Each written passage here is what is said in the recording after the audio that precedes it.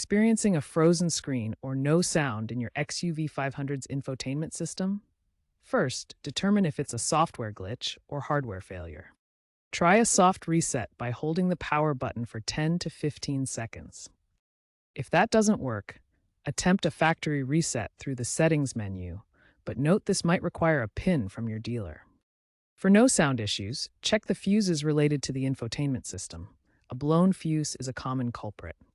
If these quick fixes don't resolve the issue, it's likely a more complex problem needing professional attention.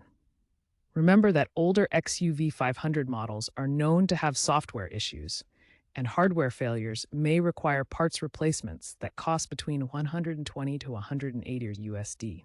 When basic troubleshooting fails, consider more permanent solutions for your XUV 500's infotainment system. For software issues, ensure your system has the latest firmware. Check with Mahindra for over-the-air updates or visit an authorized service center. For older XUV 500 models, consider aftermarket Android head unit upgrades from brands like Pioneer. These offer modern features like Android Auto and CarPlay. Although rooting the system for custom ROMs is an option, it voids the warranty and carries risks.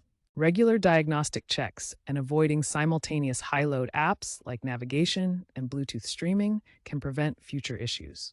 For hardware failures, replacing faulty components, especially capacitors, is often necessary, but should be done by a professional.